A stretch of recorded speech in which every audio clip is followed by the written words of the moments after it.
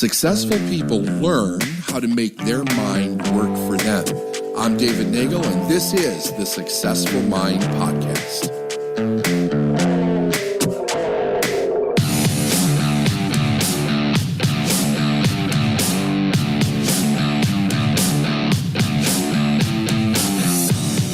Do you want to know the truth, or do you want to be right? Let me tell you why I came up with this. People seem to be really stuck in their thinking. There's something going on and they can't seem to move forward. They can't seem to come to a resolution. They don't know what decision to make. They don't know how to think about something, and they're stuck. And the good thing about this is that if you understand how to think, you can move yourself through this. But here's what's really important about this.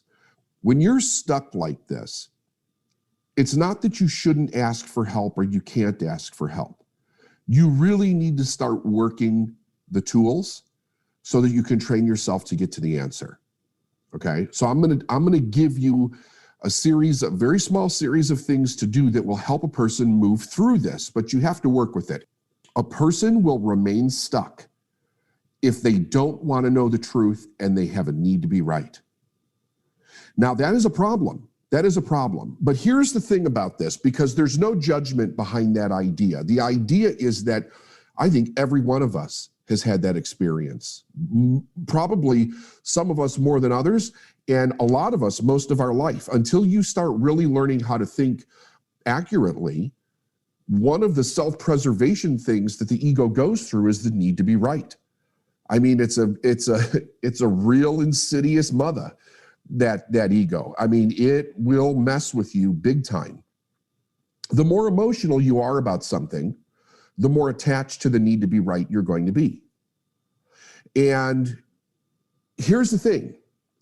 If you have a need to be right and you don't want to let go of it, you don't have to. It's all yours, right? But you're never going to make any progress forward because you're stuck on something that has something in it that's fundamentally not accurate. Whenever a person is stuck, whenever they're confused, there's something that they're resisting. And what they're resisting is they're resisting letting go of what's untrue about the situation in order to move to the truth. And this can be difficult, especially if a person's in pain around an idea. It can be very, very difficult. But if you work with it, you eventually get to the place where you can release whatever that is and get to the other side. You can get to the truth for yourself. You know, that says, know the truth will set you free, right? So if you're being held in bondage by a problem, a situation, a circumstance, something stuck in your mind, that's not freedom. That is not freedom. So the first premise is whenever you're facing a problem that you're having difficulty with, ask yourself this question. Don't ask anybody else, right? This is a personal journey, folks, right? Do I really want to know the truth, or do I have a need to be right? Okay? Now, if you want to know the truth, here's the process to get to the truth. Number one, 100% responsibility for everything that you think, everything that you feel, everything that you do, and everything that you experience from your point of view. 100% responsibility for everything that you think, feel, do, and experience from your point of view. Meaning, the last part, I can have an experience with you. We're all having a collective experience together. The world is having an experience. Very often there's other people in our experience. You can't be responsible for them. You can only be responsible for your point of view within an experience. That's it. Listen, you don't want to be responsible for somebody else's point of view. You don't want to be responsible for somebody's actions. You don't want to be responsible for the way somebody else thinks or feel or what they do. Because the only thing we can ever change is us. Proctor used to say to me, this was a good one. He's like, if you got a problem, you're the solution. Look in the mirror, baby. That's what he used to say. If you got a problem, look in the mirror. You are your only problem and you are your only solution. And he was right. He was very, very, very right. Responsible. What does responsibility do? It cancels blame. The need to be right will always have some thread of blame in it. Blame a thing, blame a person, blame a circumstance, blame a situation. You'll always find that there is a thread somewhere, either small or large, of blame. So the first thing that we have to do is we have to take our power back. We have to take our power away from the thing that we're stuck with. Take it back. It's our power. Take it back. Number 2, what do you want? What do you want? Right? So again, this kind of alludes back to the initial premise. Do you want to know the truth? Or do you want to stay stuck to your need to be right? Right? What do you want? And then bring some clarity to it. As much clarity for an outcome of your situation that you can bring to it. Here's another thing. There's no rush with this. There's no rush. Depending on what a person's experiencing, this might take a while. It might take a while before they can see the truth. You know, if the thing that we're believing is threatening in any way, if it's extremely painful, if there's grief in it, if there's fear, those things can be hard to work your way around to the other side of, because the first reaction that we have is we have to protect ourselves. And if we have to protect ourselves, we can't always move our way around to seeing the other side of something. So just remember, there's no rush here when you're doing this. The idea is freedom, it's consciousness, it's awareness. It's how do I teach myself to do this so that I can be responsible for me, so that I can move my life forward. What do you want? So bring clarity. Okay. Number 3, what am I resisting? What am I resisting? So whenever you're stuck, whenever you don't know how to think about something, whenever you don't know what to do, there's something you're resisting. So you have to ask the question, what am I resisting? And if you don't know, you have to sit with it until you do know. You have to sit with it until you do know. What am I resisting? Being, doing, or having.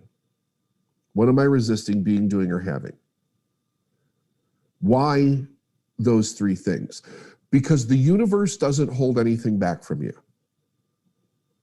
The answer is always here. The truth is always here.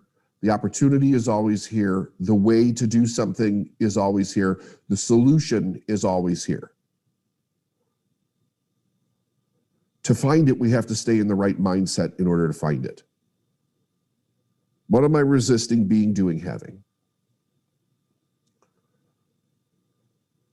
And number 4, after you answer these other questions, who do I need to be or become?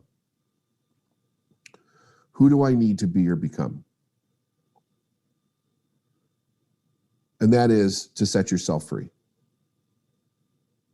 To stand in your truth, to understand the truth around something. And there is nothing in the human experience that doesn't fall into the resolution of this. Nothing. Nothing. Now, here's issues that cloud this. Again, I said any of the emotions, right? Any of the negative emotions or the not feeling good emotions will cloud this. The other thing will be the need for other people to change. And you want to write this one down because it's a big one. The need for other people to change. If you're stuck in the need for other people to change, you're stuck in the need to be right. The problem with this need is that it keeps you captive. It keeps you captive to the problem. Definitely couples, family members, anybody that you're close to, it can be very difficult When you're dealing with the need for other people to change, when that starts, when you're recognizing that you're having this issue, you have to ask yourself, what is it that you fear if they don't? Because you have to find out what you're hanging on to, right? And I will guarantee you one thing for sure. When you get down to the root of that, it will always be something that's not true. It'll always be something that's not true. Very often, you don't want a person to leave. You want a person to change so you could feel safe. There's various different scenarios, but when it comes down to the root of what it is that you so desperately want somebody to change about, it always has to do with you and how you feel about yourself, and you're the only one that can control that. If you want to see a really good example of this, if you want to read about a really good example of this, although it doesn't talk about, it doesn't give you this process that I'm giving you, the same general idea is there if you read Viktor Frankl's Man's Search for Meaning. Because here's a guy who's in a Nazi concentration camp and comes to the realization that they can't make him feel anything or experience anything he doesn't want to. It's a fantastic book. It's a fantastic study.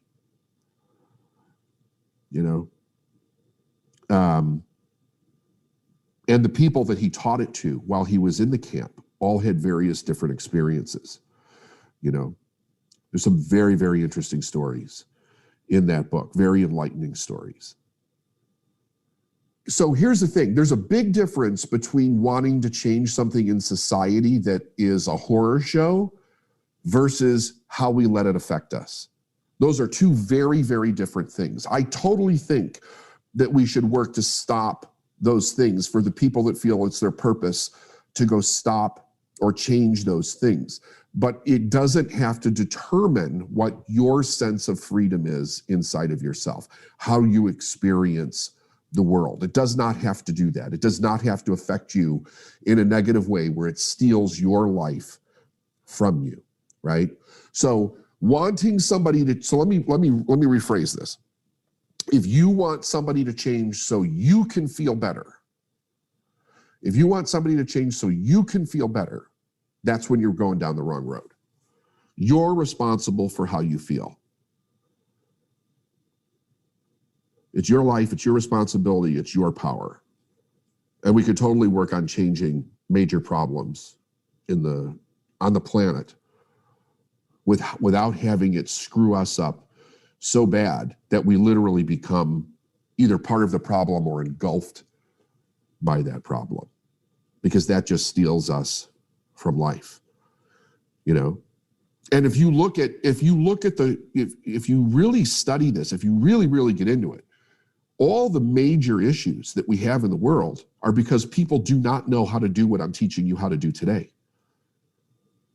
So they seek an expression of their pain on others. They seek to exploit others as a way to try to deal with the craziness that's going on inside of them. The more people that become conscious, the less people that will prey on other people. Okay? The more people that become conscious. And the more people become conscious by more people becoming conscious. Do you want to know the truth, or do you want to be right?